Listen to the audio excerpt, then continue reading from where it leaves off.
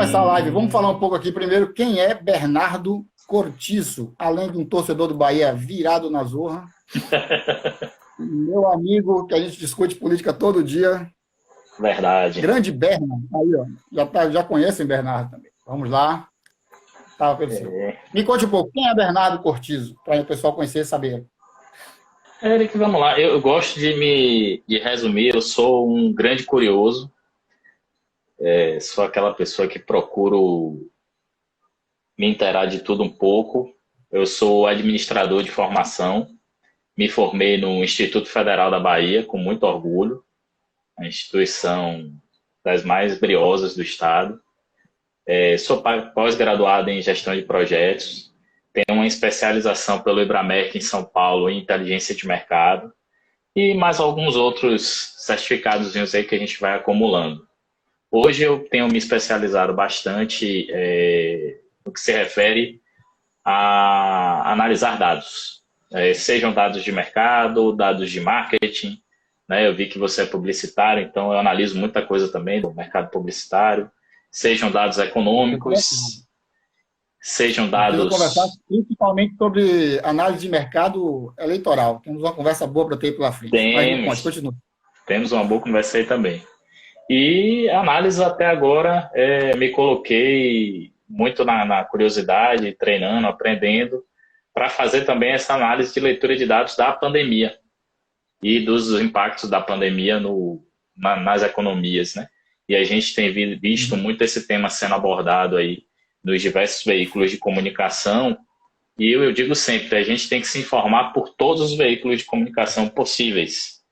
Seja aquele que você gosta da opinião, seja aquele que você não gosta da opinião, e porque você vai entender todos os pontos de vista acerca de um tema, e a partir daí você faz a sua pesquisa por conta própria e pode formar a sua própria opinião, que é o que eu procuro fazer, e por isso que a gente acaba fazendo essas análises aí todas, tanto do cenário econômico como do cenário da pandemia, e o que eu mais falo sempre é que a gente tem que trabalhar com dados.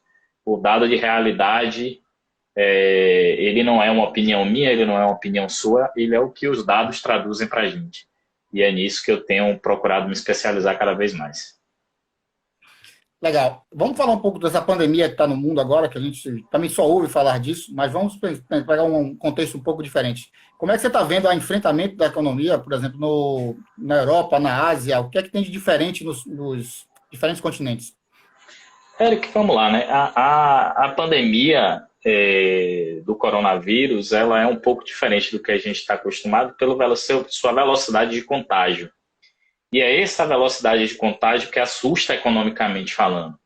Por quê? Porque ela vai contaminando uma quantidade de pessoas ao mesmo tempo e levando essas pessoas à necessidade do serviço médico numa velocidade tão grande que os sistemas médicos de todos os países não têm condições de absorver essa demanda. E aí o que é que você tem? Uma quantidade gigante de pessoas precisando do serviço de saúde sem estar disponíveis para a economia, tanto no sentido de ser o trabalhador, como no sentido do ser econômico, de ser o consumidor também. E isso é o que leva também boa parte das preocupações das economias. No cenário chinês, né, que foi onde começou essa pandemia propriamente dita, né, foi onde o vírus se alastrou com a velocidade rápida e foi causando mais estragos, pelo próprio estilo de governo e pela maneira como a economia da China eles tiveram muita rapidez e velocidade para conter o vírus nos territórios que eles começaram a se alastrar primeiro. Então a epidemia em Wuhan foi controlada rapidamente, 40 dias. Se você comparar isso com qualquer outro país, é uma velocidade muito grande. E com esse controle, o primeiro impacto na economia da China foi muito grande. Wuhan teve um impacto de cerca de 40% de queda do PIB no período. Então, você está dizendo que praticamente metade da economia de uma cidade, por conta de uma pandemia, naquele momento foi afetada. Quando você vai para a Europa, a velocidade de resposta do continente europeu para a pandemia foi bem mais devagar. A Itália, com aquela história a Itália não pode parar, né? A Itália com aquela história do vamos continuar abertos e por aí vai. A própria Ucrânia, Ucrânia não, perdão, o próprio Reino Unido, né, que o Boris Johnson no começo desacreditou, fez como outros líderes mundiais aí que desacreditaram a doença, levou justamente a uma paralisia menor da economia no princípio. Então, estima-se que, por exemplo, no Reino Unido, a economia desacelerou nesse trimestre afetado pela doença cerca de 12%, o que é uma queda gigantesca. Porém, não é nada perto da economia lá da China, que a China como um todo foi de aproximadamente 23, 24% de queda do PIB. Metade foi o do Reino Unido. Contudo, a previsão de crescimento no final do ano para a China, pela sua velocidade de resposta, é de 1% positivo. Isso na Europa, no Reino Unido é de 4,4% negativo, justamente por isso, pela velocidade de resposta e contenção do vírus. Porque o que nós estamos vivenciando agora, olhando para o Reino Unido, olhando para os Estados Unidos, olhando até mesmo para o Brasil, e no Brasil tem um asterisco aí, porque a gente acha que vive uma segunda onda, quando na verdade a gente nem saiu da primeira ainda. Mas fica para um segundo momento esse debate. Então, essa velocidade de resposta faz com que a economia fique nesse abre e fecha. Aí eu vou, eu volto, eu não tenho certeza se eu estou fechado, se eu estou aberto. E, efetivamente, as pessoas não se sentem impulsionadas a consumir. Elas não se sentem seguras aí na rua. Então, o consumo, por mais que você esteja disposto a abrir uma parte do comércio, não vai ser o mesmo. Você não vai ter o mesmo nível de consumo. Por quê? Porque não existe segurança de que aquele vírus que causa todo aquele estrago que a gente falou no comecinho está controlado. Então, o cenário na Europa é um cenário muito nesse sentido. É um cenário que a gente vai vivenciar agora, e você vai observar isso na Itália, você vai observar isso na Alemanha, na França, começar a se falar de segunda onda. E o que esses países vão tentar fazer é que essa segunda onda seja menor do que a primeira. Né? Você vê que na China voltou a ter uma segunda onda agora, porque eles reabriram. Numa cidade lá, foi Pequim, salvo engano, que, né, é a capital, que eles tiveram uma coisa bem específica, eles trancaram tudo, vão ter aquela queda ali momentânea, mas depois eles voltam com mais força, porque você já deixou o vírus mais espaçado. Você efetivamente não esperou o vírus ganhar força para poder combatê-lo. Eu vou usar isso lá na frente quando a gente for falar de cenário Brasil e Bahia. Beleza. Vamos falar um pouquinho agora também aqui, você falou do mundo, falou da recuperação dos Estados Unidos, dos impactos econômicos, mas você acha que esses impactos econômicos globais, eles já passaram pelo pior período, ou você acha que isso ainda vai piorar muito? Você acha que essa segunda onda vai ser mais leve, ou você acha que a segunda onda vai ser mais pesada do que foi a primeira? Eric, do ponto de vista sanitário, tudo indica que na maior parte dos países essa segunda onda tende a ser mais breve, né? Ela não vai ser tão impactante. E do ponto de vista econômico, em consequência, também não. Tanto é que você vê alguns mercados aí mais eufóricos, porque entendem que esse impacto da segunda onda não será tão grande e, ao mesmo tempo, eles entendem também que as recuperações econômicas e até a probabilidade de você ter uma vacina ou um medicamento, um tratamento mais eficaz para a doença, faz com que esses mercados entendam que essa segunda onda não será tão potente. O meu receio nessa história, e que não é bem o que eu acredito, mas o que eu vejo os dados revelando, é que a população de determinadas regiões, aí eu não posso afirmar se é culturalmente, se é uma questão política de Estado, ou como é que funciona. Mas algumas regiões, as pessoas, quando termina aquele primeiro período de quarentena, elas não entendem que elas ainda estão sobre um processo de pandemia. Então, elas partem para a rua ávidas. E o volume de contaminados que existe para contaminar os demais é muito maior do que no primeiro momento, quando a gente estava iniciando o processo de pandemia. Então, o que a gente vê, por exemplo, agora nos Estados Unidos, é um recorde de casos para um único dia. Estados Unidos hoje teve 52 mil casos em um único dia. Por que os Estados Unidos... Na primeira onda. Não, agora, na segunda onda. Eu estou falando de hoje, o dado de hoje, 52 mil casos em um único dia. E por que isso? Justamente porque a quantidade de pessoas contaminadas que podem transmitir o vírus é muito maior agora do que se é lá atrás. Então, se a gente iniciar com a mesma velocidade de crescimento, esse número pode chegar perfeitamente a 100, 200 mil, e quando você for entender isso na economia, o estrago vai ser muito maior. Então, por isso existe uma preocupação dos governos, aí falando bem dos Estados Unidos, de muitos governos estaduais em conter essa segunda onda.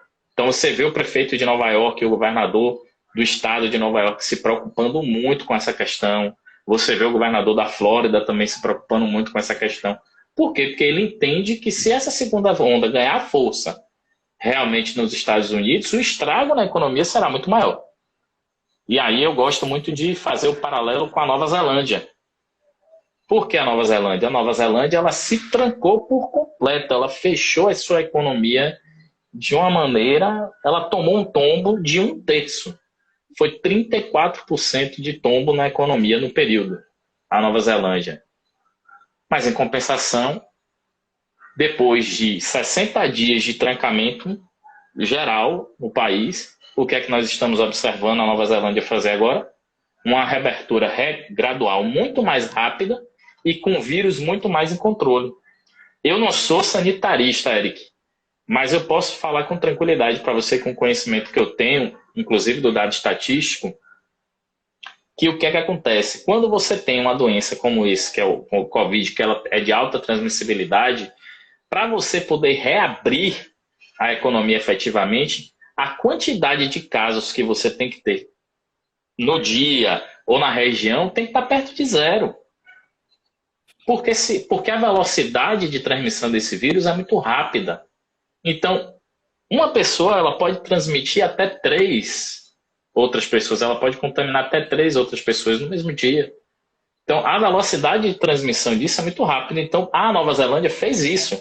Ela não olhou quantas pessoas estavam internadas, ela não olhou quantas pessoas estavam em óbito, ela olhou única e exclusivamente a quantidade de contaminados que eu tinha por dia. Depois que ela teve 3 semanas de descenso da quantidade de contaminados e que ela teve um platô nessa quantidade, em números mínimos, ela reabriu. Por isso que a Nova Zelândia... Oi? Falando que eles estavam muito preocupados porque eles estavam chegando em 2 dígitos. 10 pessoas contaminadas. E eles estavam já em pânico lá, querendo fechar tudo novamente. Percebe a diferença? Por quê? Porque eles esperaram tudo correr, eles entenderam que esse vírus, a contaminação é muito rápida. O caso da Suécia é emblemático, é um país europeu também, porque a gente não diga que a gente está falando de Brasil ou dos Estados Unidos de Trump. Quando você olha para a Suécia, por exemplo, a velocidade de contaminação foi rapidíssima. A Suécia, comparada aos outros países nórdicos, teve um impacto monstruoso. Não só do ponto de vista das vidas humanas, que para mim é o mais importante de tudo, mas também do ponto de vista da economia. Justamente por isso que eu estou lhe falando. Por conta dessa estrutura econômica que depende das pessoas para trabalhar, para consumir. Se essas pessoas estão doentes, elas não vão trabalhar, elas não vão consumir. E o que é que você acha que aconteceu principal, por exemplo? Aqui no Brasil a gente tem essa quarentena, que eu digo que é uma quarentena com jeitinho brasileiro. É uma quarentena que está todo mundo na rua e que ninguém consegue ficar em casa, não tem jeito. Você acha que quanto mais tempo demorar para fazer esse lockdown, que a gente cada vez mais parece ser necessário, a economia vai começar a cair? O projeto hoje é deixar as pessoas se infectarem, porque acho que foi desde a ideia inicial sempre foi essa aqui, deixar as pessoas se infectarem para causar aquela história do rebanho, e depois, quando tiver uma quantidade de pessoas, o vírus morre. Você acha que esse fundamento que eles estão usando ainda aqui no Brasil, ou você acha que não, que eles falam só isso no discurso e na prática eles estão tentando realmente apoiar os governadores, como fez Macron lá na França? Eu vou, Eric, começar para falar de Brasil. Eu primeiro tenho que fazer 3 pontuações. Uma delas é: nós somos disparado o país com grande volume populacional que menos testa. No cenário, olhando o mundo todo, nós temos o 100º centésimo décimo segundo país em termos de teste por milhão de habitantes. Então, isso já mostra que o que a gente está enxergando no Brasil é um nada. Na verdade, existe um estudo da Fiocruz que ela estima que para cada um caso de coronavírus que você tem constatado, você tem outros 11 que não foram constatados. Então, o Brasil tem por volta de 1.500.000 infectados. Então, nós podemos estimar que nós temos aí, na verdade, algo em torno de 16 milhões de infectados no país.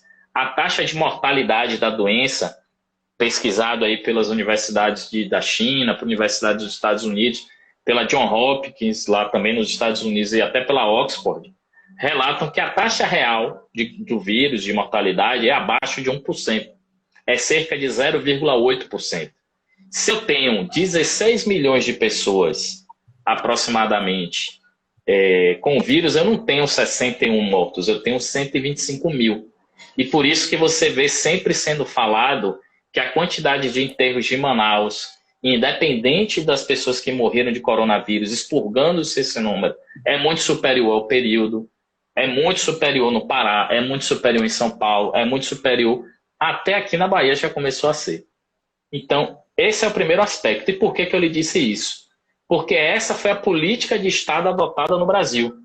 O Brasil não resolveu testar massivamente sua população, o Brasil não resolveu não identificar as pessoas contaminadas e fazer uma política de contenção do vírus nesse sentido.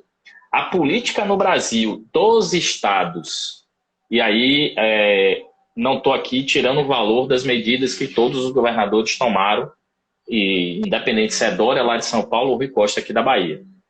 Mas a política adotada pelos estados no Brasil, pelas prefeituras, pelo governo federal, aí eu posso citar até os motivos depois, foi uma política de controle através da quantidade de leitos ocupados. Então, inclusive para a reabertura do comércio, a reabertura econômica, todos os estados utilizam essa régua. A régua é quantidade de leitos que eu tenho disponível. A Bahia hoje está batendo 80% de leitos ocupados. Manaus, em compensação, já está desativando alguns hospitais de campanha. Por quê? Porque boa parte da população de Manaus pegou. Uma parte considerável das pessoas morreu. E agora você vai tentar fazer esse controle através da ocupação dos leitos. Em Manaus, a gente chegou a ter morte dentro de casa. O número de mortes dentro de casa aumentou muito. No Pará também. Então, a política no Brasil foi essa. Foi uma política de controle através da ocupação de leitos de hospitais. E essa política não é uma política efetiva de contenção. É uma política apenas de contenção ali para você não ter um impacto como você teve no Equador, que você não teve capacidade nenhuma de atendimento, capacidade nenhuma de recolher os mortos, e você viu as pessoas queimando cadáveres nas ruas. E você olha o número e você olha os números do Equador, ainda são números baixos. Por quê? Porque lá não testou. Só que aqui, já que eles entenderam que não haveria capacidade para testar, partiram para esse controle. Por isso que a Bahia fechou tudo logo no começo, para dar tempo de montar estruturas hospitalares, tanto das prefeituras como do governo do estado, para que quando você fosse ter o pico, você tivesse o mínimo de capacidade de atendimento. Foi o que aconteceu com São Paulo. É o que aconteceu, por exemplo, um pedacinho com estados como Recife, estados como Pernambuco e como Ceará, que conseguiram, apesar da grande quantidade de mortos, crescer a quantidade de leitos para atender essa demanda. Só que isso tem um problema. A doença, ela é uma doença que ela precisa de um período de incubação de mais ou menos 5 a 15 dias. Então, quando você olha o leito de hospital está refletindo o seu número de 15 dias atrás. Então, a sua política de fechamento, a sua política de cerceamento da cidade e de controle do infectado é uma política defasada em 15 dias, porque eu estou olhando o cara que está no hospital que já tem 15 dias que está doente, que é quando começa a manifestar a doença. Então, eu vou ter sempre esses ciclos. E essa política foi colocada no Brasil, e aí eu vou colocar assim, de uma maneira bem enfática, por 2 pontos. Porque o governo federal efetivamente não comprou a ideia de guerra do coronavírus. O governo federal em nenhum momento achou que isso era devido e não unificou compra de teste, não unificou compra de aparelho de respiração, não unificou a construção de hospitais de campanha, porque o governo federal poderia muito bem centralizar tudo isso, fazer compras únicas, teria muito mais poder de barganha com os fornecedores e centralizaria isso, evitando as inúmeras fraudes que a gente está vendo aí na televisão. Independente se existem governadores ou secretários de saúde envolvidos ou não. Do ponto de vista prático se o governo federal toma para si a responsabilidade, compra os respiradores, compra os equipamentos, compra os testes, você evitaria um sem número de fraude. Ou você centralizaria a fraude numa pessoa só que você localizaria com muito mais facilidade. Então, essa foi a política. Uhum. O Gustavo está fazendo uma pergunta aqui, mas se a intenção do Estado não seria fazer uma política coordenada com os estados e municípios, se esse não seria o ideal, desde o início? Esse seria o ponto, digamos assim, o perfeito. Mas você acha que foi só questão ideológica que não aconteceu isso? Foi?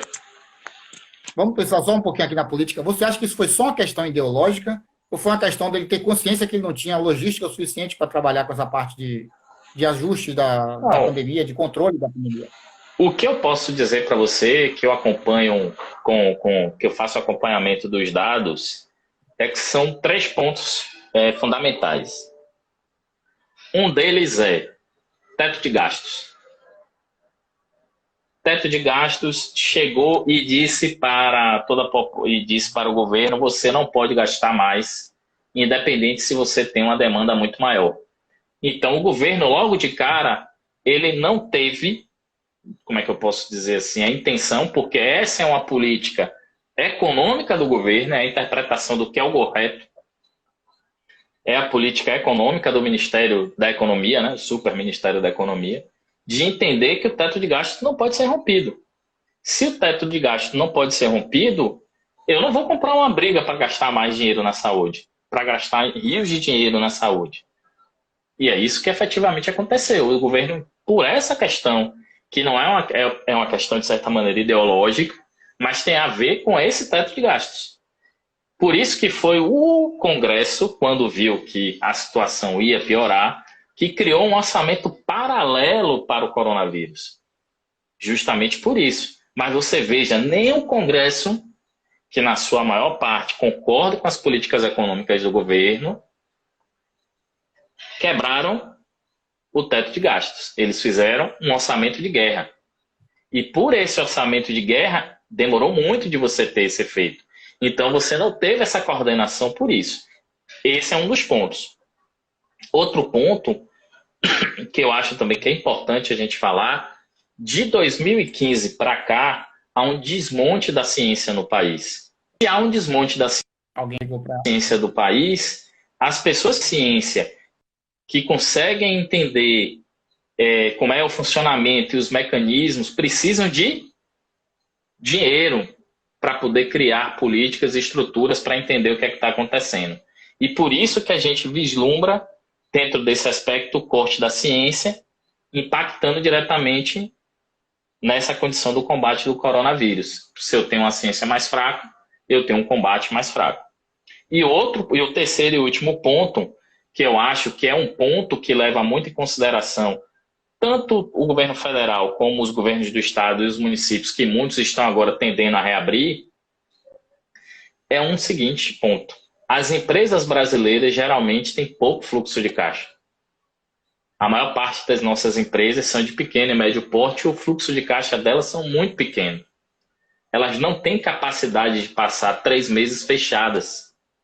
E se o governo não corta o orçamento, o teto de gastos, e não dá uma ajuda emergencial também a esse pequeno e médio empresário, o auxílio emergencial é mais do que justo.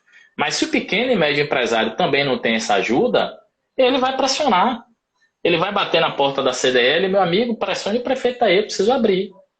E qual a principal fonte de receita da prefeitura e dos governos? Imposto oriundo do comércio, o ICMS e o ISS. Se a economia não está funcionando, eu não tenho ajuda aos governos e aos estados e os municípios. Demorou horrores para sair essa ajuda. E foi com muita pressão do Congresso. Né? Se a gente não tem essa ajuda para os estados e municípios, se a gente não tem essa elevação da condição da ciência, se você não tem uma ruptura do teste de gastos, não adianta de nada você fazer orçamento de guerra. O orçamento de guerra ele vai ser destinado para comprar, em um segundo momento, comprar teste, ajudar um estado ou outro a comprar ali os respiradores. Aí depois eu faço uma ajudinha aqui de alguns bi para compensar o ICMS, o ISS de estados e prefeituras.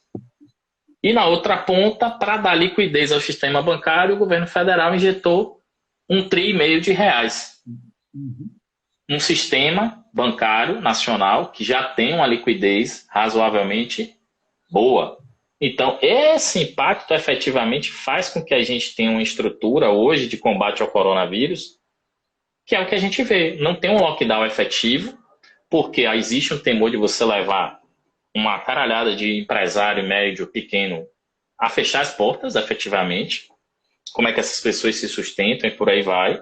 Você não tem, porque existe um governo que entende que a política econômica tem que ser uma política de austeridade fiscal ao extremo. Por isso, e aí eu até vi que o pessoal aqui colocou umas perguntas e falou um pouquinho sobre essa questão do orçamento de guerra. Eu já vou pegar o gancho e vou citar justamente isso. O orçamento de guerra, ele permite que você aloque algumas despesas que você está tendo com o coronavírus numa continha separada, que lá na frente, quando eu for bater, eu vou poder dizer que eu posso ficar devendo aquilo. Mas o combate ao coronavírus não é só do ponto de vista do que eu gasto efetivamente com o coronavírus. Né? Não é só o auxílio emergencial, não é só o dinheiro que eu estou dando para eles. É também o dinheiro que eu gasto para manter a sociedade funcionando. Se eu tenho mais pessoas em casa, e se eu tenho mais, eu preciso de mais SAMU funcionando. Né? Se eu vou ter uma demanda maior, o orçamento da SAMU aumenta. Deixa eu te contar só uma coisa. Eu não sei se você viu uma entrevista de Marcelo Freixo, e ele dizendo que que ele conversou com o Flávio Dino, e Dino falou a ele, a gente precisa reabrir, porque o governo vai acabar o dinheiro do governo, do Estado, para bancar as coisas que a gente tem que pagar. Vai faltar dinheiro para pagar médico, vai faltar dinheiro para pagar segurança pública, vai faltar dinheiro para essas áreas. E se a gente não fizer, a gente tem que comprar as coisas. Então, a gente comprou, ele falou que ele não estava querendo comprar respiradores com medo do Ministério Público Federal. Ele fez, a gente está com receio de comprar os respiradores porque o sobrepreço estava muito grande no início, a gente tinha que fazer uma compra de qualquer forma, e como tinha esse sobrepreço, se a gente comprasse, eles podiam dizer que a gente estava superfaturando um produto para comprar de forma emergencial. Você acha que isso também ocasionou problemas na hora do combate nos estados? Esse controle do TCU de uma forma mais... TCU não, mas dos tribunais de contas em cima dos governadores? Existe aí esses dois componentes, Érico. O componente que é o que eu comecei a falar anteriormente, que é justamente esse, da arrecadação, que sustenta a economia dos estados e municípios, a ICMS, ISS e repasse federal. O repasse despencou, o ISS despencou, o ICMS despencou. Como é que o Estado vai pagar SAMU? Como é que o Estado vai pagar o hospital de campanha? Como é que o Estado vai... Entende? Não há como pagar essas despesas se você não tem efetivamente a economia correndo. Os estados dependem disso. Então, esse é um ponto. Outro ponto, e esse ponto é interessante você falar, porque, assim, é óbvio que vão existir agentes políticos que vão se aproveitar desse momento para cobrar propina, fazer subterfúgios, e não só agentes políticos, como donos de empresas privadas. Tem muita gente aí que abriu microempresa para poder ser importador de respirador. Mas aí tem uma questão que é crucial, que é o que eu falei lá no começo. Se o governo federal adota para si essa postura de centralização dessa compra, o poder de barganha é muito maior. Por que o Maranhão teve dificuldade de comprar o respirador? Porque ele vai comprar uma quantidade de respiradores para atender a população do Maranhão. Eu tenho os Estados Unidos centralizou todas as suas compras. Nova York não comprou respirador sem passar pelo governo federal. Por quê? Você acha que é porque Trump queria dominar e porque os governadores acharam Trump lindo? Não, porque eles entenderam que era o melhor mecanismo, era centralizar a quantidade de compra. Se eu tenho uma quantidade de compra gigantesca para fazer, eu vou barganhar muito melhor com o fornecedor do que se eu for comprar picotadinho cada um. E isso acaba ocasionando que o Ministério Público Federal, os TCUs, os TCEs, acabem enxergando, por exemplo, eu vi uma reportagem hoje que falava que um determinado kit de equipamento médico foram máscaras, acho que em Minas Gerais, eu não lembro, não me recordo bem qual foi o estado agora, mas era assim, essa mesma empresa vendeu esse kit por R$ 120 para uma empresa privada, para um hospital, e vendeu para o poder público a R$ 160. Aí eu paro e penso, será que é só o poder público que está fazendo isso, a agente público ou também a empresa privada? Porque assim, o discurso que eu escuto muito de boa parte das empresas que vendem para o poder público é: poder público, como tem dificuldade de pagamento, eu não recebo na hora, eu não dou o mesmo desconto que eu dou para o ente privado. E quem já trabalhou no setor de compras, quem entende um pouquinho disso, sabe que eu estou falando é verdade. Estado geralmente é empenho, você não recebe com rapidez. Então empresa nenhuma dá desconto para Estado. Poder público não compra com desconto. E aí o Ministério Público Federal não entra nesse meandro da negociação. Como não teve licitação e o preço no seco ali está muito maior do que o que ele está vendo, ele já entende que é corrupção, que é isso, que é aquilo, e não vai efetivamente buscar entender como se dá o processo como um todo. Agora, claro, isso é prejudicado porque boa parte dos nossos agentes públicos no Brasil todo acabam se utilizando disso também. Você vê que o próprio Mandetta, antes de sair do ministério, comprou máscaras de uma empresa que o cara financiou a campanha dele. A máscara saiu 2,5 vezes o valor do que o cara geralmente vendia, inclusive para o público, né? Inclusive para o ente público. Então, você tem uma série de pontos aí que a gente pode debater, alongar. Mandetta colocou ontem uma mensagem no Twitter, ele falando da irresponsabilidade, dos 60 mil mortos. Aí eu mandei um texto para ele também, que eu não aguentei, né? Eu fiz, já pensou se a gente tivesse 8 mil médicos a mais, aqueles que você demitiu no ano passado? Não seria muito melhor da gente trabalhar com aqueles 8 mil médicos cubanos que você botou para fora? Que é impressionante como ele tenta se desgrudar desse absurdo que foi o controle federal diante da Covid. E ele tenta se desassociar o tempo todo disso, como se ele não tivesse participado do governo. Tem uma pergunta aqui, mandou uma mensagem aqui, Formiga Paulinho, que deu a ideia de fazer dos municípios se juntarem, trabalhar juntos, né, e com outras prefeituras, para fazer uma compra maior e mais barata, mas infelizmente a politicagem não deixou.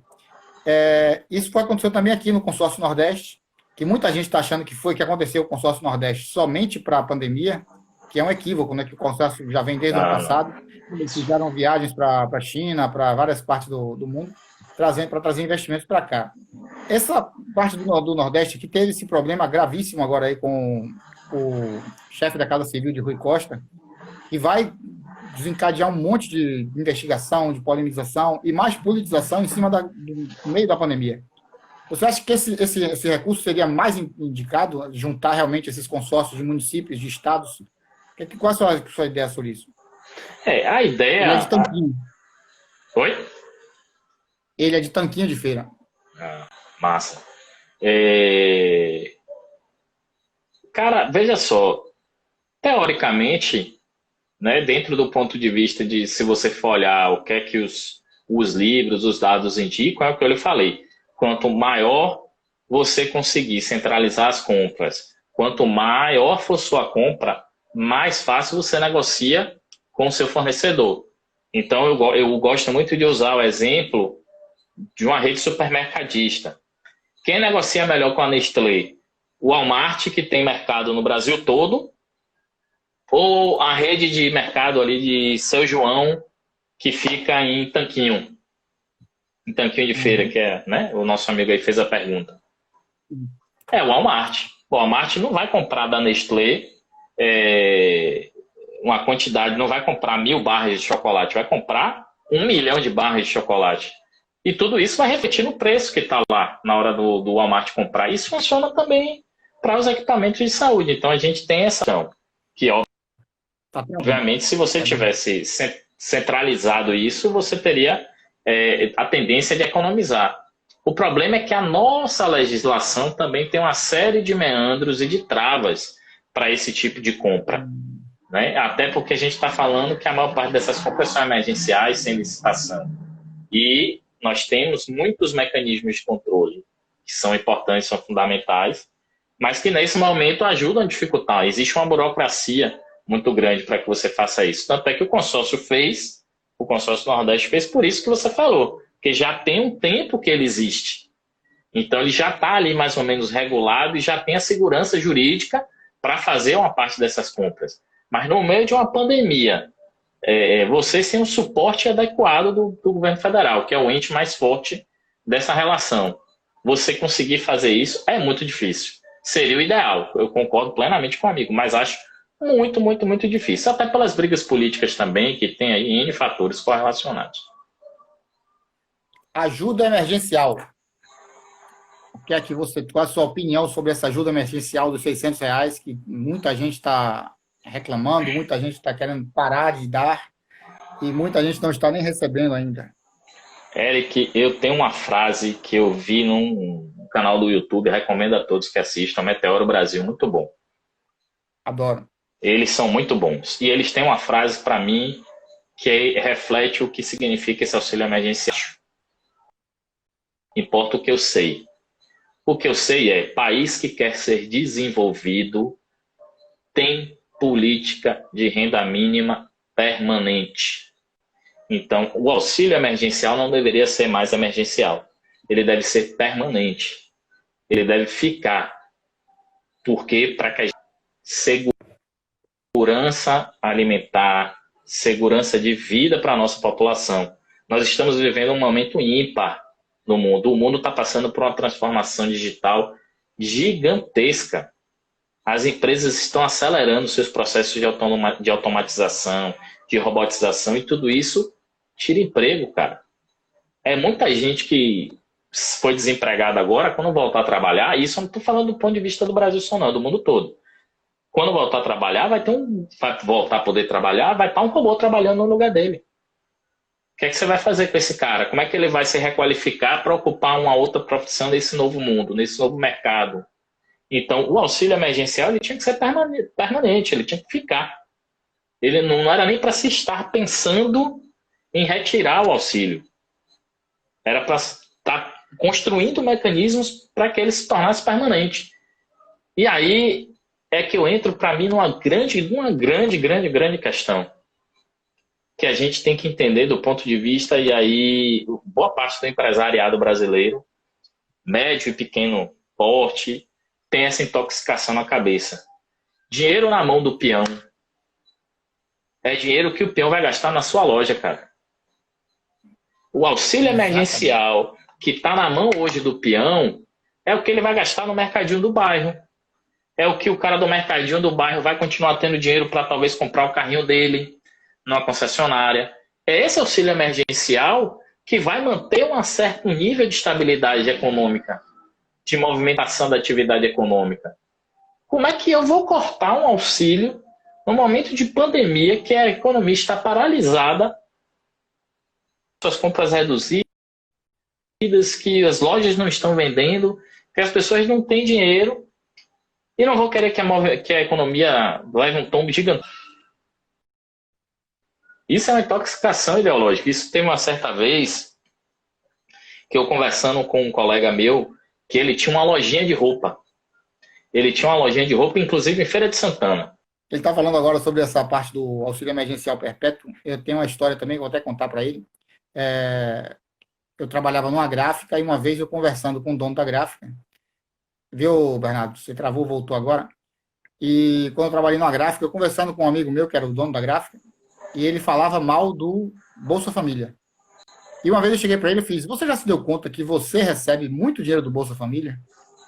Ele fez, não, eu não recebo nada, eu não tenho ninguém da família, não sei o quê. Eu fiz, velho, essa galera que tá vindo comprar aqui panfleto, essa galera que tá vindo fazer anúncio do carrinho que ela tem ali de cachorro-quente, muitas vezes esses caras estão vendendo para o pessoal do Bolsa Família. Todo esse pessoal do mercadinho, ele vende para as pessoas que compram, ganham os R$ 90 do Bolsa Família. O que você está criticando é uma política que está dando dinheiro para as pessoas movimentarem a economia na base e que não deixou o Brasil quebrar em 2008. E é impressionante como a gente conversa com as pessoas sobre isso, e ainda é difícil das pessoas entenderem essa lógica. Porque eu acho que eles acreditam que eles ganham o Bolsa Família e botam debaixo do colchão. Eu vou juntar meu Bolsa Família para comprar meu carro daqui a 20 anos. Porque não tem outra explicação para isso. É verdade. E tem uma história do... Eu estava lendo agora, uma história, né? Estava lendo agora sobre esse auxílio emergencial. Diz que a cada R$ 1 que é investido nesse auxílio emergencial, volta 1,3 para o governo. A mesma proporção do Bolsa Família. Cara, é absurdo as pessoas não entenderem uma coisa tão lógica quanto essa. Mas vamos lá, você estava falando e acabou caindo. Não, justamente isso que eu tava querendo comentar contigo. Eu tinha um conhecido meu de feira, ele tinha uma lojinha de roupa, e a gente conversando sobre a questão do direito trabalhista, ele acusando, mas você tem que entender que 13º pesa pra gente, pagar um salário a mais pro cara no fim do ano, coisa e tal. Aí eu perguntei para ele, qual é o mês do ano que você mais vende? Ele, novembro e dezembro. E você acha que é por causa de quê? Mágica? É por causa do 13º. Você está pedindo para cortar aquilo que vai para o seu bolso. Aí ele falou, eu nunca tinha parado para fazer essa conta. Eu digo, pois faça a conta e me diga uma coisa. Você paga com tranquilidade o 13º e todas as suas despesas em novembro e dezembro? Disparado, é o mês que eu tenho mais lucro. É por causa do 13º. Movimenta a economia. Então, essa movimentação de economia que é importante. Isso que vai movimentar. E o auxílio emergencial é justamente isso. Ele vai ajudar você a movimentar a economia. Ele vai ajudar você a manter a economia estável. E aí tem um detalhe. Diga, Eric. Duas coisas aqui, rapidinho. Meu amigo Aguiar mandou um abraço, Aguiar. Ele movimenta a economia local. E o Fred está dizendo que não é isso, que a crença é de que o Bolsa torna o beneficiário, em boa parte, dependente. A crença é essa. Você acredita realmente que as pessoas ainda pensam isso? Que o pessoal pode ficar em casa por R$ 90, ou como disse o outro, que bate na barriga e diz, isso aqui vai ser uma geladeira, quando bate na barriga grávida? Minha avó costumava dizer uma coisa, Érica, ela dizia assim, não dê o peixe para o cidadão, ensine o cidadão a pescar. Aí, prontamente, minha mãe, que era professora de história, ela respondia, mas deixa o pescador com fome, que você vai ver se ele vai ficar em pé e vai conseguir pescar algum peixe. Tente ensinar para um faminto alguma coisa para ver se ele aprende. É porque nós temos uma cultura de não entender o que é segurança alimentar. A gente tem que entender que os níveis de segurança alimentar são importantes, inclusive, por aprendizado. Como é que você vai aprender alguma coisa? Como é que você vai aprender a se virar sozinho, uma profissão, se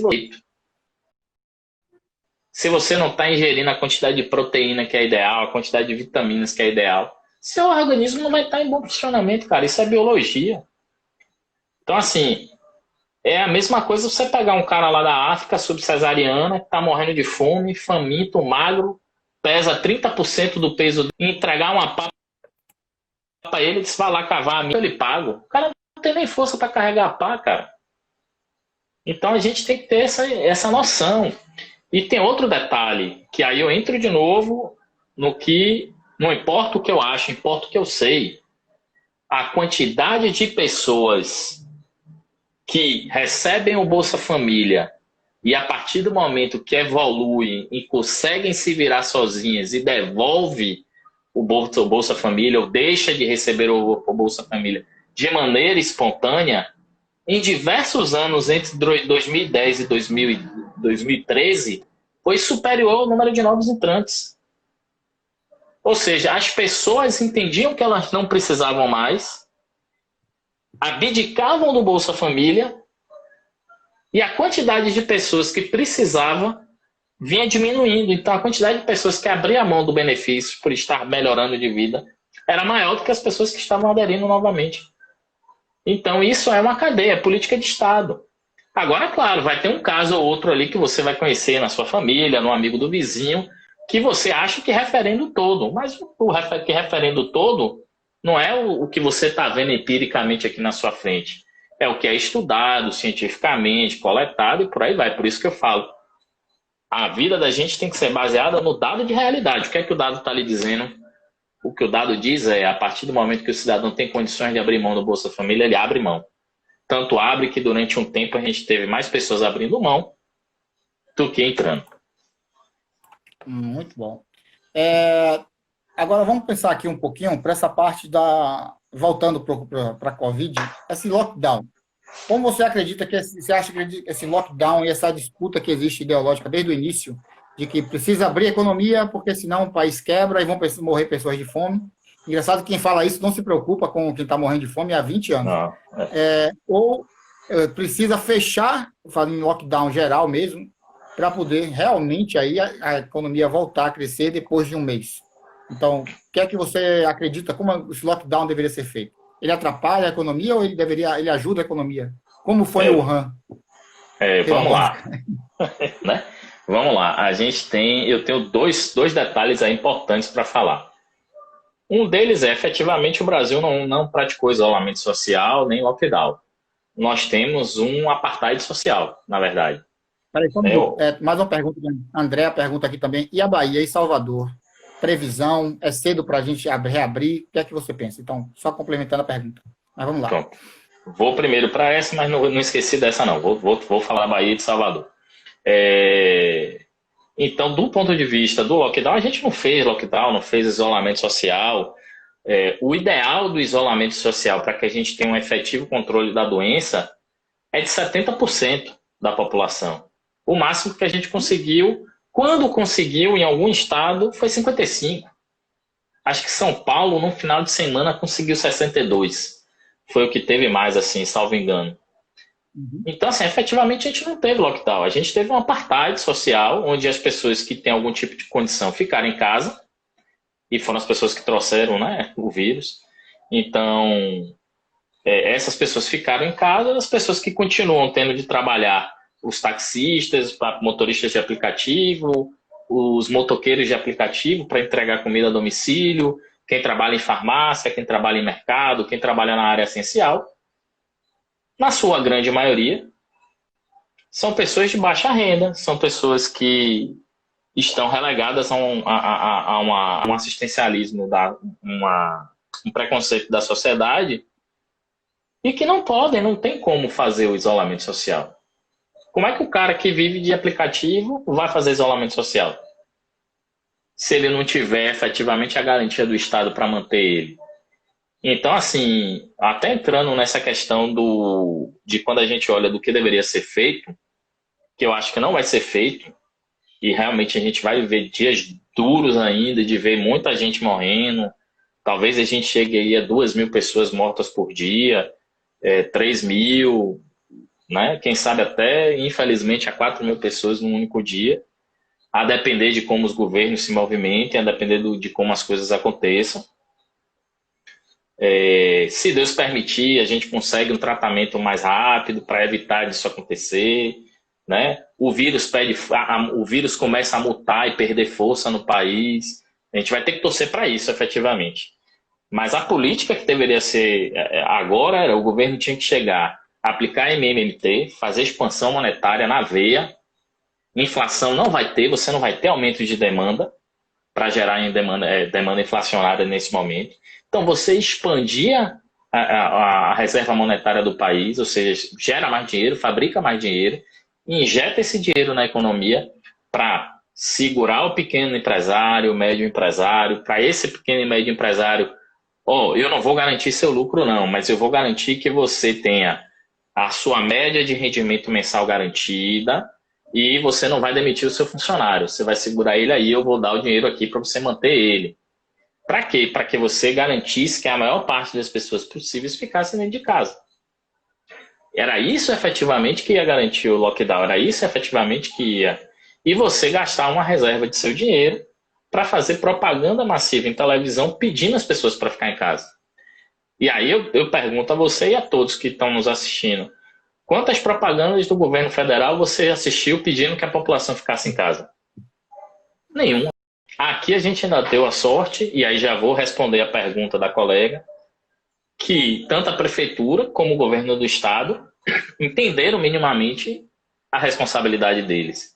E aí você vê que tanto a prefeitura como o governo, dentro das suas limitações, tem segurado a onda. Infelizmente ainda é cedo para abrir aqui. Nós estamos aí com 80% da nossa capacidade de UTIs no estado. Salvador, salvo engano, já deve estar batendo aí na casa de 90%. Então, assim, é muito difícil a gente reabrir agora, é muito perigoso. Até porque, assim, por mais que a gente tenha feito bloqueios, lockdowns em cidades, você vê que Salvador bloqueou bairros específicos, regiões específicas, monitorou, né, de certa forma, onde é que esses casos estavam acontecendo, que era para ter sido feito na cidade toda, né? Mas como você não tem capacidade financeira para comprar essa quantidade de testes, você vai vendo ali onde é que está tendo mais casos, de acordo com a localização geográfica, e tipo, hoje eu vou testar Brotas, hoje eu vou testar o centro da cidade, e bloqueia. E isso efetivamente ajudou, e aí foi o que eu falei lá atrás. Por todas essas condicionantes de capacidade financeira, da não ajuda do governo federal, a opção dos estados e municípios foi controlar a doença pelos leitos ocupados. E o que foi que a gente conseguiu aqui, efetivamente, porque a gente trancou tudo muito cedo. A gente deixou as escolas sem funcionar, a gente fechou o shopping center, que é um local de aglomeração gigantesco, que foi uma loucura lá em Blumenau, que fizeram de abrir shopping center no meio da ascensão da curva. E eles entraram ouvindo uma música que dizia: depois da calmaria vem a tempestade. Não é? Eu recebi um vídeo desse com a montagem daquela música dos caras do caixão. Para mim foi perfeito aquilo ali, velho, no sentido da ironia, né? Porque realmente é triste de você ver as pessoas indo ali, caminhando por uma situação dessa, né? Então, é cedo para a Bahia fazer isso, é cedo para Salvador fazer isso. A gente está efetivamente entrando no pico da curva agora. É quando realmente a curva está acelerando, é quando a gente está começando a ter mais casos, é quando a gente está chegando à ocupação mais efetiva dos leitos.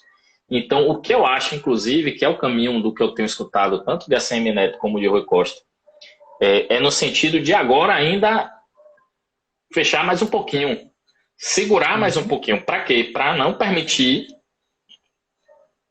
que essa curva dispare ainda mais. Agora ou não, vamos segurar para a gente bater ali 90% dos leitos, administrar isso 3 semaninhas, platô 3 semaninhas, começou a cair, caiu por mais 3 semanas, começamos a pensar em reabrir. E com todas as regras sociais... Oi? Se tudo der certo, então, daqui a um mês de quedas, a gente pode começar a pensar em reabertura. Eu acho gradual. Que o ideal é que em agosto, nós começamos o mês de agosto pensando em reabrir. O mês de julho, com certeza, não tem condição nenhuma. E aí é como eu vou explicar. Você tem um tempo de maturação do vírus, né? O vírus fica incubado e precisa desse tempo para poder se manifestar, que é de 5 a 15 dias. Por isso que você precisa de 3 semanas. Para você ter uma semana a mais do que os 15 dias. É quando efetivamente você vai estar entendendo se está havendo uma queda ou não do vírus. Então, no caso da Bahia, eu penso que em agosto a gente pode estar começando a pensar, talvez ali em setembro, a depender de como tiver a curva, reabrir alguma coisa, né, bem leve, bem suave, para tentar entender. Por exemplo, bares e restaurantes, até o final do ano, eu acho que não tem que reabrir. Principalmente quem não tiver espaço para atender externamente, para poder atender de maneira ampla.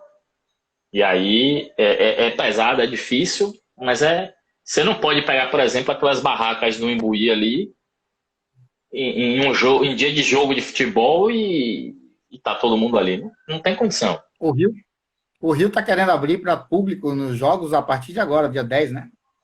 Rio de Janeiro é a maior taxa de mortalidade do país. É a É uma maior taxa de loucura, cara. mortalidade por 100 mil habitantes. A cada 100 mil habitantes no Rio de Janeiro morrem 63 de Covid. Esse Paulo Assis está número dizendo aqui, Paulo, tá dizendo, a gente sabe que se reabrir o shopping, a população vai invadir com força. Como diz aqui na Bahia, o Paulo Assis está falando. Vai abrir bem, vai invadir com força, pessoal. É uma loucura isso, mas vamos lá. eu acho até que a gente Vamos aqui ver aqui. tá até Tá bem? bem, tá até bem consciente. A gente só teve uma cena aqui que foi aquela lá do Porto da Barra, assim, que a gente ficou chocado das pessoas e mesmo assim não foi essa aglomeração toda. Essa semana eu vi Uhum. coisas lá do Rio de Janeiro que, meu amigo, parecia verão carioca, Rio 40 graus. É loucura, cara. Me fala um pouco agora, vamos falar um pouquinho aqui ainda na economia, mas vamos falar sobre o neoliberalismo. Primeiro, essa palavra que muita gente usa e pouquíssimas pessoas sabem o que significa esse diabo desse neoliberalismo. Você podia falar um pouquinho para a gente sobre liberalismo e neoliberalismo? Vamos lá, Eric. Primeiro, o liberalismo econômico, na verdade, né? Porque a gente tem que entender que existe liberalismo político também, né? O liberal político é aquele Justin Trudeau, do Canadá, né? O liberal político, ele é até mal interpretado. O pessoal aqui no Brasil se chama de liberal, né? Que é o que você falou aí do liberal dos costumes, mas o liberal, na verdade, nos Estados Unidos, no Canadá, em parte da Europa, é a galera progressista, né? Que é aquela Uhum. que nós diríamos aqui a galera da libertinagem, né? Da Que é a balbúrdia. galera da balbúrdia, exatamente. Então, o liberal lá fora, o liberal econômico nesse sentido, o liberal político nesse sentido, é aquela pessoa que vai defender políticas sociais relativas à liberalização das drogas, políticas voltadas para as mulheres, anti-preconceito, né? Anti-homofobia, anti-racismo, pró-democracia.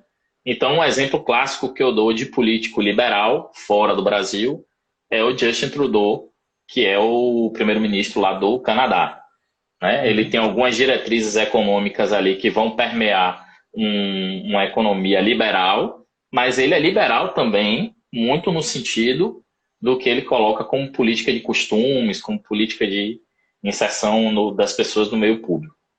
E isso, no Brasil, existe uma desvirtuação, né? Então, liberal aqui é liberal na economia e é conservador nos costumes. É uma coisa até meio engraçada isso, né? O cara quer o livre mercado, mas está mega preocupado com a opção sexual do cara, da menina. É uma coisa meio estranha, né? Como o pessoal diz aí, é uma maluquice brasileira, né? Que a gente São tem. vários. Dentro do ponto de vista econômico, a gente tem a escola de Milton Friedman e de Hayek, né? Que são os pais aí do liberalismo econômico. Eu coloco o Adam Smith aí também um pouquinho dentro, mas ele não é tanto o pai desse liberalismo econômico, porque até o próprio Adam Smith, em um determinado momento da vida dele lá na frente, ele entendeu que a mão invisível do mercado não funciona tão bem assim.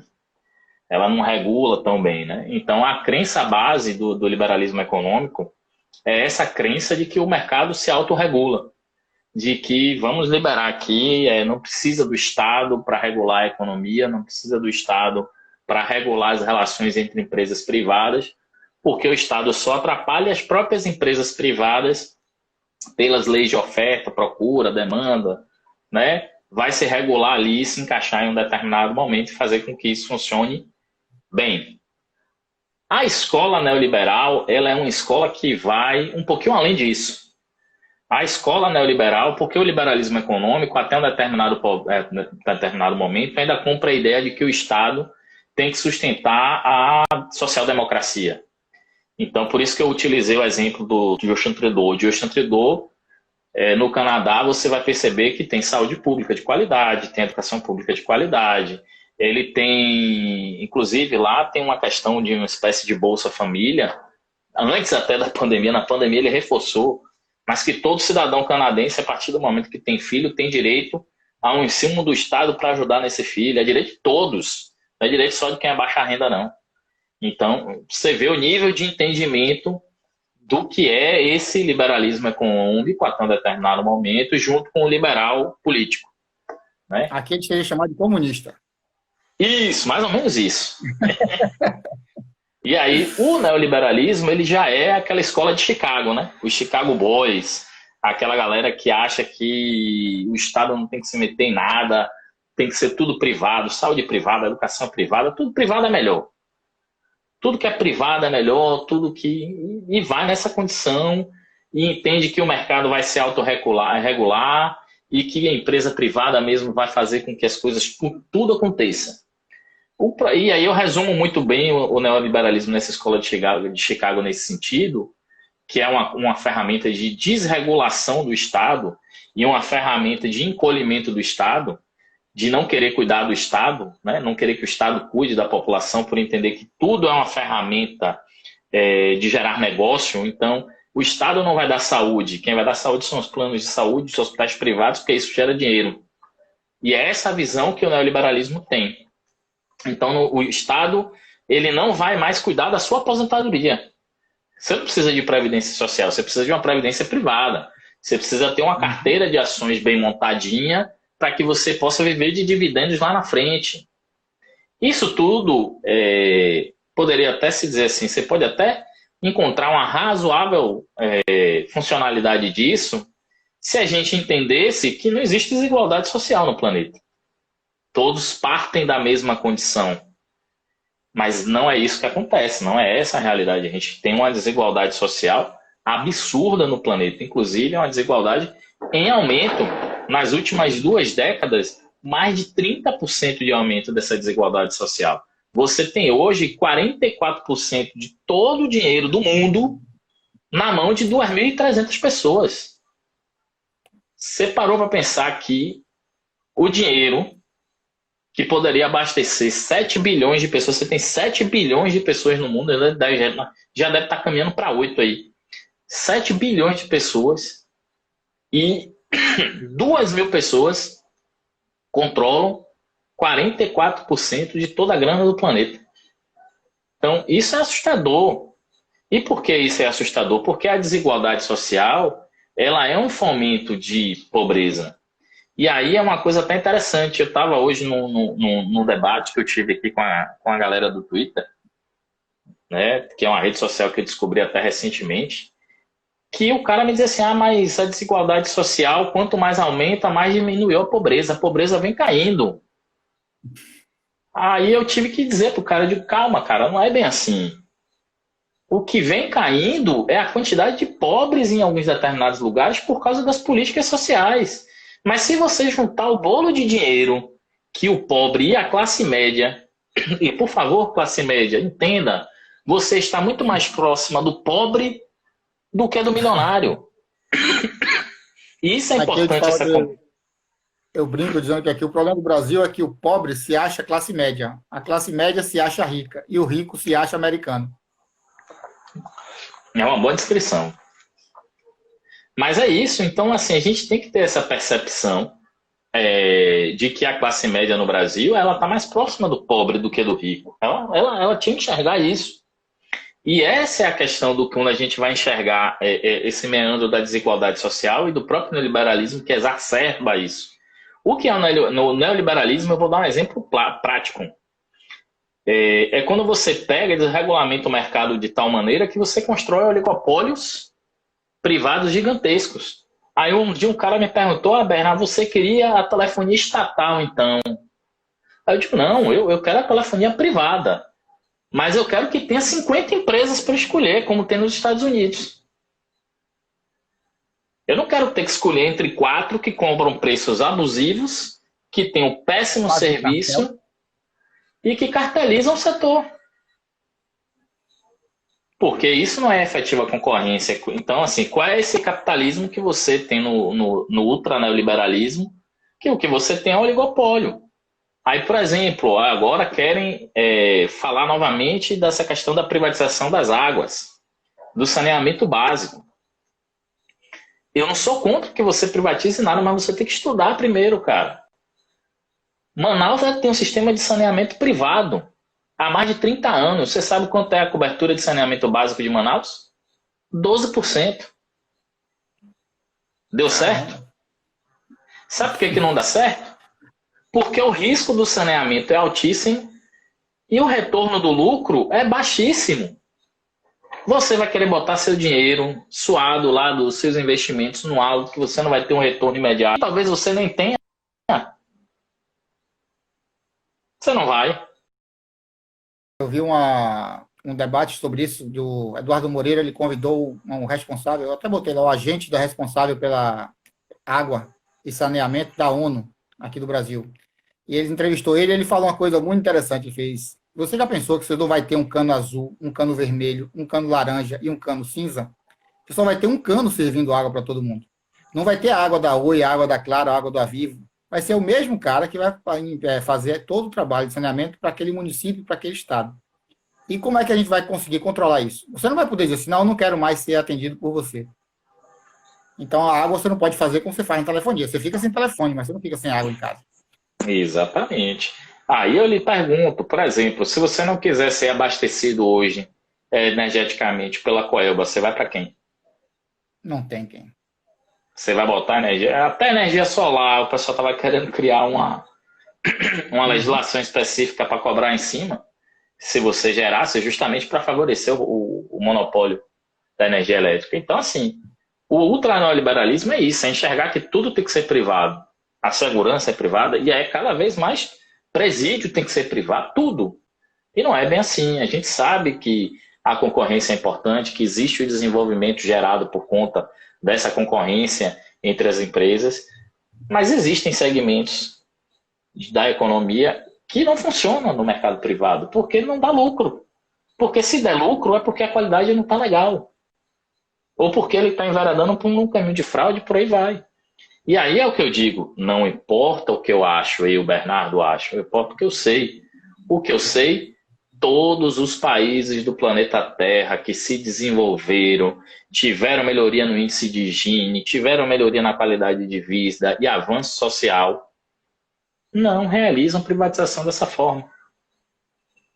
Aí você vai ver, por exemplo, aqui recentemente teve a privatização de um aeroporto, salvo engano, foi o de Recife. Quem comprou foi uma estatal espanhola. Não é trouxa esse espanhol que tem uma estatal para comprar um aeroporto do estado no Brasil. Né? Aí eu entro numa outra questão. Teve um poço de petróleo aqui no Brasil, ou foi de gás, não me recordo agora, que quem comprou o direito de explorar foi uma estatal norueguesa. Foi de gás. Foi de gás. Foi uma estatal norueguesa. Por que a Noruega, que é um dos países com o melhor índice de qualidade de vida, tem um estatal? Aí é o que eu digo aí, é o que eu digo sempre assim, você tem um lindo pasto cheio de bois, né? Porque o pessoal gosta de dizer da corrupção, né? Tem que vender estatal porque a estatal é corrupta.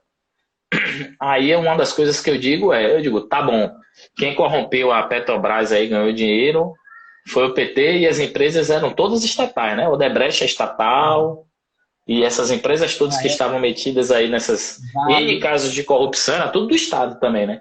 Não era nenhuma privada. O Friboi mesmo que estava lá em Temer é privada. Então, a gente tem que tomar cuidado com isso. A corrupção ela é um elemento inerente às sociedades de capital, de dinheiro. Onde tem dinheiro vai ter corrupção. Então, a gente tem que criar mecanismos para combater isso. Mas eu tenho lá um vasto pasto com o meu gado bonitinho. Aí meu bezerro dá carrapato. Eu vou lá, dou um tiro na porra da cabeça do boi para matar o carrapato. Ô, meu amigo, eu vou lá na loja de veterinária e vou comprar o remédio para carrapato e vou tirar o carrapato. Mas o meu boizinho lá tá saudável, bonitão, vai me dar lucro lá na frente, eu vou manter. Então, o ultraliberalismo e o liberalismo entram em todas e permeiam todas essas questões. E a gente tem entrado num momento de mundo que é muito delicado, porque a gente está vivenciando, Eric, o que eu chamo de quarta revolução industrial. Né? A gente está saindo de uma era de trabalho manual para atividades cada vez mais robotizadas. Né?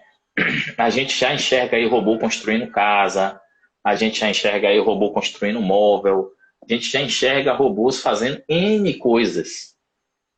Como é que vai ficar o trabalho humano nesse cenário? Como é que a gente vai pensar isso?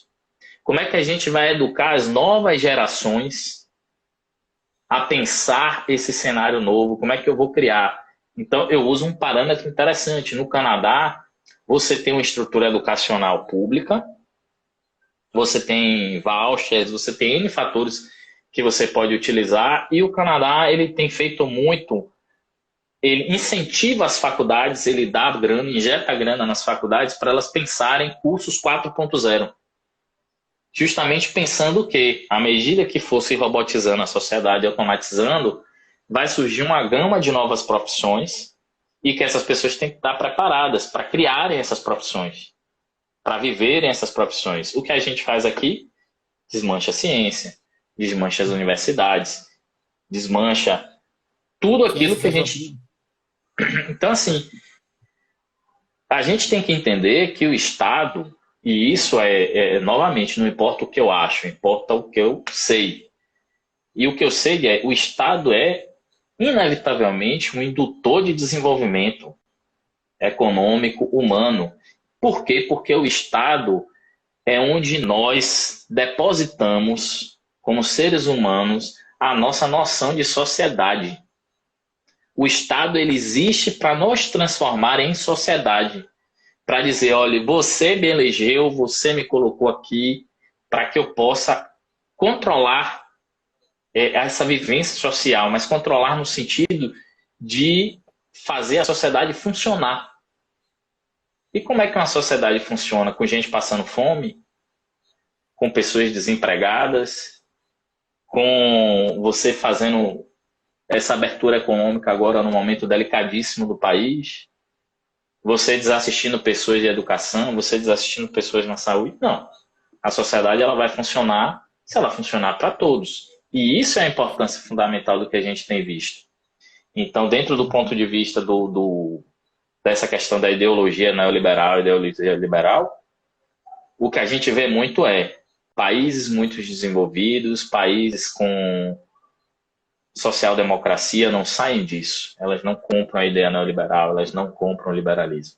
Quem vai comprar o liberalismo, sobretudo, são os países que estão passando por algum tipo de dificuldade e precisam, acabam se rendendo a esse modelo para poder receber um dinheiro de ajuda e por aí vai. E aí, o ponto final para mim, que é o mais importante dessa questão do neoliberalismo, é até que ponto a gente vai permitir entender que as economias estão atreladas diretamente a somente a economia financeirizada e não mais a economia produtiva. Porque a economia que gera efetivamente renda, produção, riqueza, que ajuda os países, as nações a se desenvolverem é a economia produtiva. É o industrializar a minha economia, é o agregar valor na minha, botar a pessoa na escola, botar todo mundo vacinado. É melhorar a qualidade de vida da minha população. E uma das coisas que a gente ia falar é sobre os dados. Os dados mostram como o neoliberalismo faz mal à saúde. A gente já explicou o que é o neoliberalismo e agora a gente podia falar um pouco do que foi trazido para cá, inclusive com o nosso superministro, que aprendeu muito lá no Chile, e hoje o Chile está essa maravilha que estava, antes da pandemia. E eu queria que você falasse assim, por que é que o neoliberalismo faz mal à saúde das pessoas e dos estados? Vamos lá. Efetivamente, isso é um estudo feito pela... Ana Giordani. Isso, ela mesma. E o que é que ela coloca para a gente? Por que é que esse neoliberalismo... Quais são os dados que fundamentam que o neoliberalismo ele faz mal para a saúde? Um dos dados que ela traz é justamente essa questão do saneamento básico. Ela mostra que boa parte das doenças que nós conhecemos, elas se desenvolvem e se constroem como potenciais destruidores da sociedade, do ser humano, por conta da falta de saneamento básico. E o dado que ela traz é a maior parte das empresas privadas do mundo de saneamento não cumpriram com as metas de saneamento estabelecidas pela ONU. E isso elevou muito a mortalidade desses países com relação às doenças advindas do sistema sanitário. Esse foi um do ponto. O outro ponto que ela colocou, você parece que estava adivinhando, ou foi lá dar uma pescadinha no trabalho Ai, meu Deus, o nome dela é difícil. Ana Giordani. é justamente o Chile. O Chile, ele foi o país da América Latina entre os anos 2000 e 2018 com o maior índice de suicídios entre idosos, pessoas acima de 60 anos de idade. Sabe por quê? Porque as Eu vi, pessoas mas não se, tá. porque as pessoas não conseguiam se aposentar. Camponeses, pessoas que trabalhavam no chão da fábrica, pessoas do sistema de limpeza dos municípios e dos estados, trabalhadores de pequenas empresas de pequeno porte, não conseguiam se aposentar. Não tinham sua aposentadoria. Então, eles se matavam. Virou uma epidemia no Chile, o suicídio de idosos. É O absurdo. neoliberalismo fez isso na Grécia. Na Grécia, a partir do momento daquela crise lá de 2008, houve uma Uhum. epidemia de suicídio. Na Grécia, o suicídio chegou a ser algo tão complicado que eles fizeram uma pesquisa e descobriram que a cada 10 gregos, um conhecia alguém que se matou. Ou seja, Caramba. 10% da população da Grécia inteirinha tinha contato com alguém que se matou. Durante os anos de austeridade fiscal neoliberal na Espanha, os números de suicídio mais do que triplicaram, porque as pessoas ficaram sem emprego, porque as pessoas tinham que pagar mais despesas e não vislumbravam no futuro uma seguridade social que garantisse a elas um futuro. Então a pessoa simplesmente se matava. A própria visão neoliberal está dando provas de que faz mal para a saúde no nosso país agora, atualmente. Essa política de contenção do teto de gastos, e aí eu não vou nem entrar no momento no coronavírus, Eric. Eu vou falar para você que o sarampo voltou. Sabe por que o sarampo voltou? Porque existe um teto de gastos lá que diz que o país não pode mais crescer o gasto em saúde. E a política de vacinação do país ficou comprometida. A extrema pobreza no país aumentou porque eu cortei o Bolsa Família, porque eu tenho um teto de gastos, e a mortalidade infantil voltou a crescer. Então, esse é o aspecto que a gente tem que olhar. E olhar de maneira, como é que eu posso dizer, não com achismo, o que eu estou lhe passando é dado. Então é o que eu digo, é aquela frase que eu estou repetindo várias vezes aqui. Não importa o que eu acho, importa o que eu sei. Importa o que eu fui lá pesquisar e entender. Então a gente não pode abrir mão de entender que o Estado é o indutor de desenvolvimento e o Estado é quem vai efetivamente cuidar da sua população e abrir tudo para o mercado privado, porque eu não depositei a minha confiança de sociedade numa empresa. E várias empresas vão ter vários motivos diferentes de existir. O motivo de existir do Estado é justamente esse, é cuidar da sociedade, é fazer com que a sociedade funcione.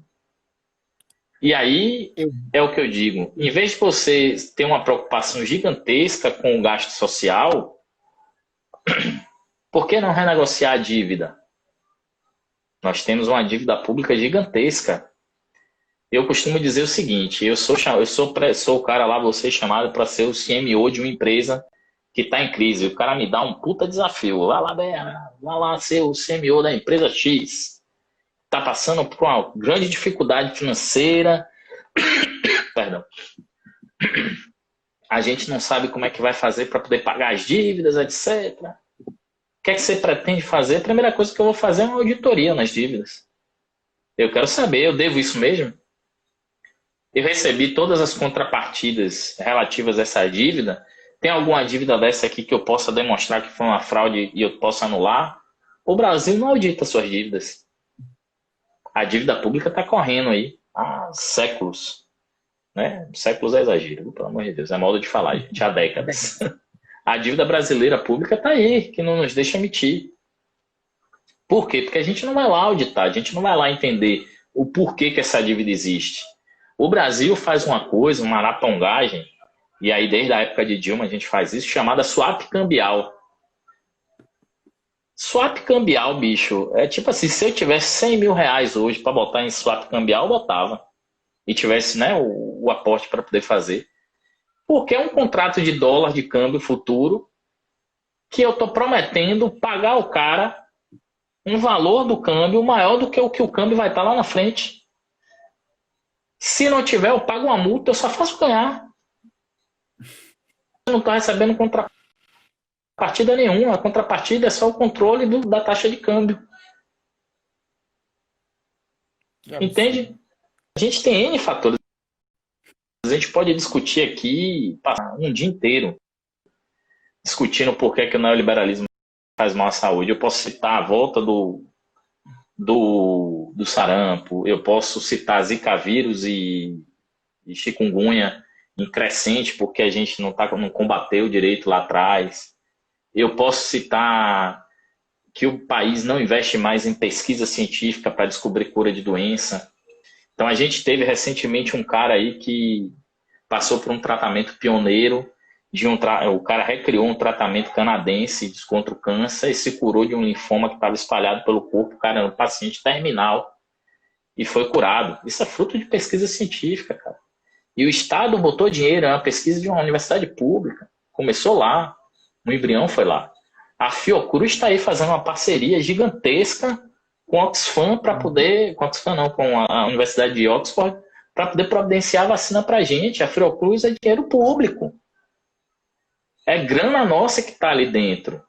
E que bom que está ali dentro, porque vai ajudar a gente. Era para ter muito mais grana nossa ali dentro, porque ia ajudar muito mais.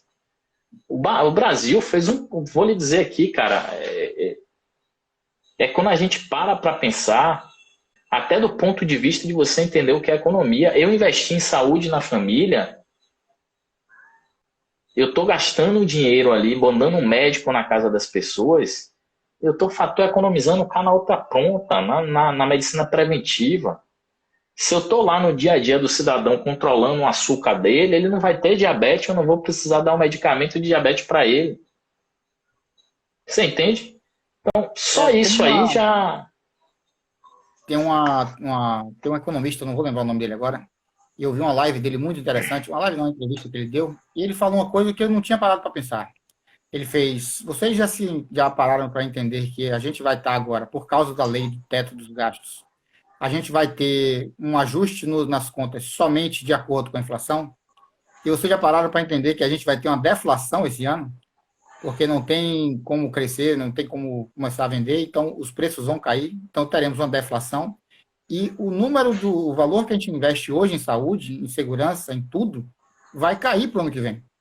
Porque se tiver que obedecer o teto de gastos, realmente, a gente vai ter um investimento menor no ano que vem, porque vai ter que se ajustar à deflação que foi feita.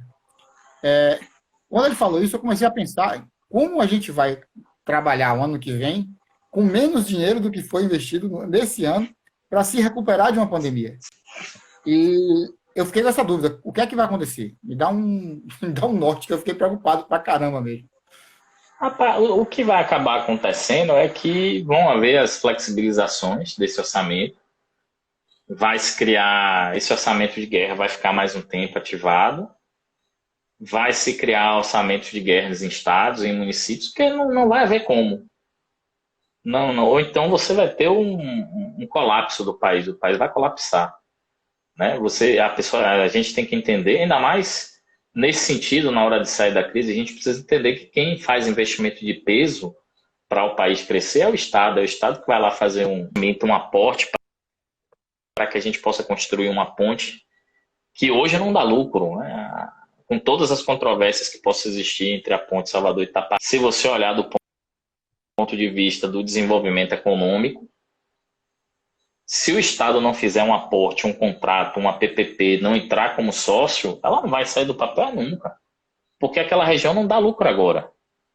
Ela pode vir andar com a ponte, se desenvolvendo, levando casas, levando essa urbanização de Salvador para lá. Tem a controvérsia ambiental, e aí é outro debate.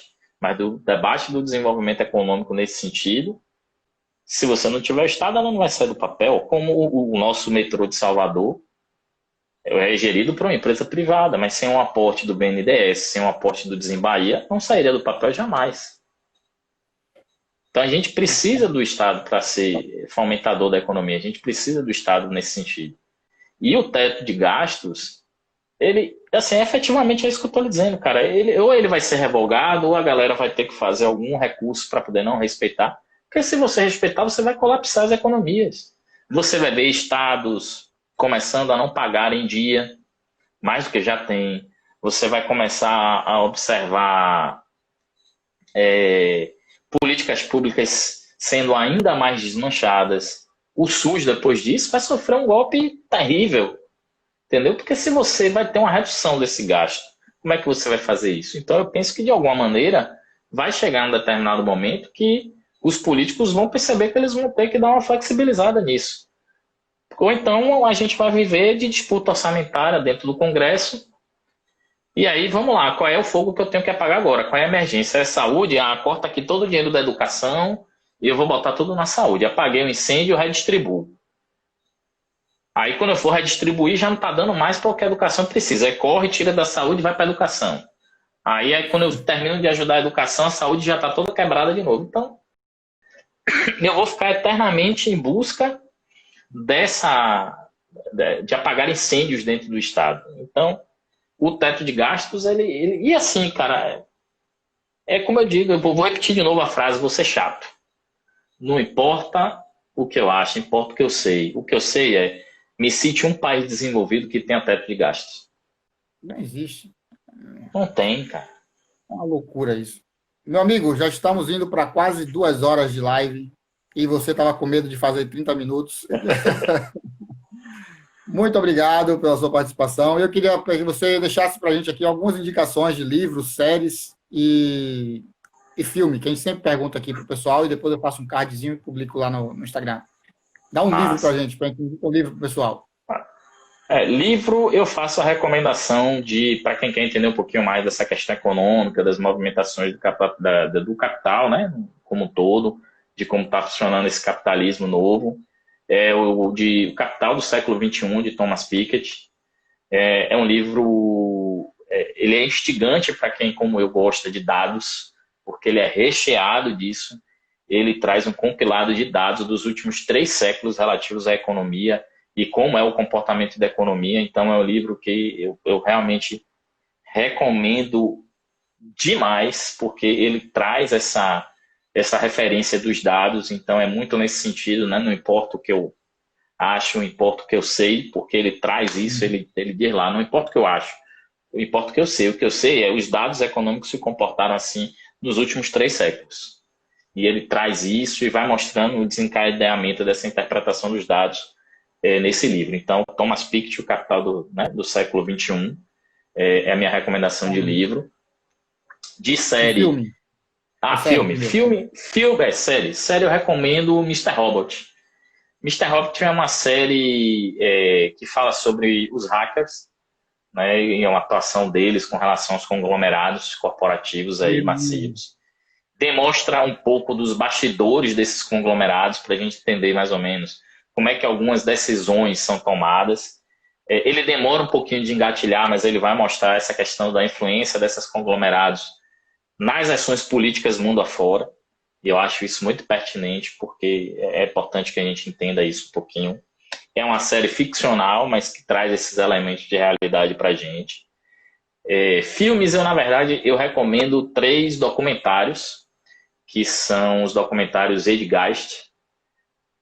São bem extensos, eles têm cada um em média 2 horas de duração, mas ele traz uma narrativa bem instigante de como é que se deu muita construção da nossa sociedade, do que a gente enxerga, né, dessa questão das disputas econômicas e ideológicas.